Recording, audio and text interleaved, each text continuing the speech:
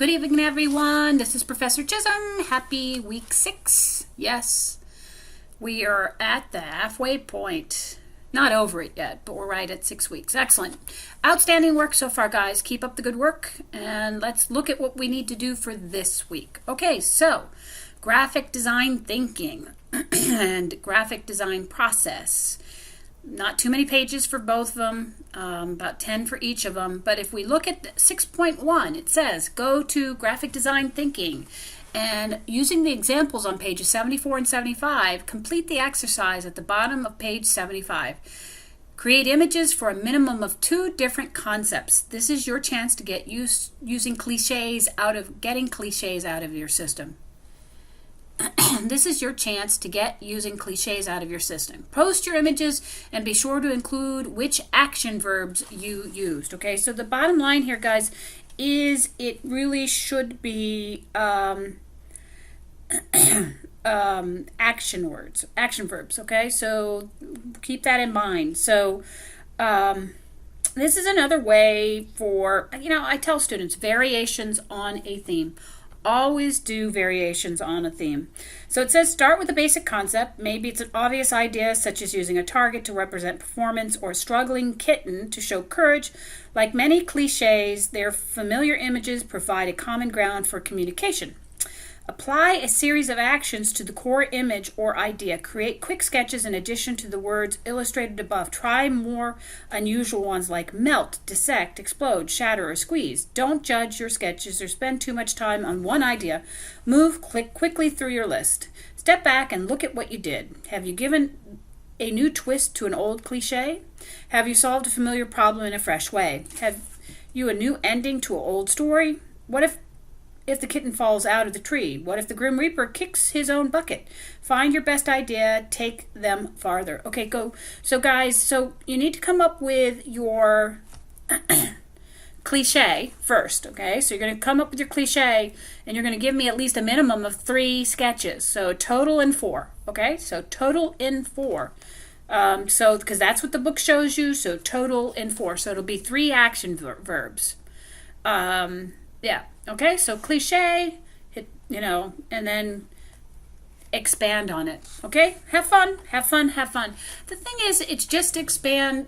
This is just trying to show you different ways to approach a problem, right? That's all these exercises are doing. They're giving you different unique perspectives, okay, that you could potentially use when you're trying to work with a client, okay? Now, obviously, something's going to work better for you than other things, but this is exploration. This is what this whole course is about. This is exploration. All right, so then 6.2, think of a common household item. And it says pencil or a kitchen spoon. Apply a minimum of 8 of the terms found on page 83 of Design Thinking. Okay, so 83.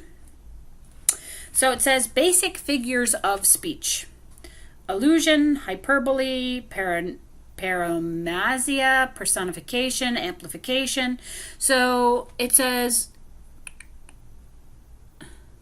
apply a minimum of 8 of the terms found on page 83. So there are 16 terms here, so you have to use 8 of them. Your solutions need to be hand-drawn and neat. You need to try a few ideas before you get it right. Post your images and the figure of speech it depicts. Okay. Basic figures of speech.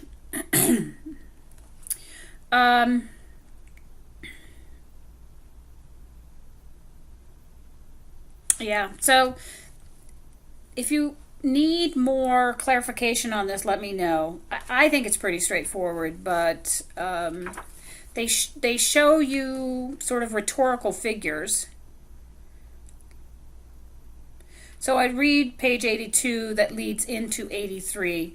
And if you look at page 84 and 85, it actually gives you examples of what they're talking about. So it gives you an example of 1, 2, 3, 9 of them, so that you can, though it does give actually 9, 10, 11, 12. There's 12 examples on pages 84 and 85, okay? So you're working off the list on page 83. You're doing 8 of those, but if you want to look at a case study so this is rhetorical figures is what this one is called, okay? All right. The examples are great. They really make a point with this. And then as always, we are now on week 6, so we're now looking at the planning stage. It says determining course, the planning stage for 6.3. Again, guys, this is your opportunity to share what you've learned and to be able to comment on your fellow peers as well. Again, all of the assignments, you need to comment on 2 each. So 2 on 6.1, 2 on 6.2, and 2 on 6.3 by Sunday. All assignments are due by Friday, all right? If you have any problems, you need any assistance, I'm just an email away. I'm happy to help.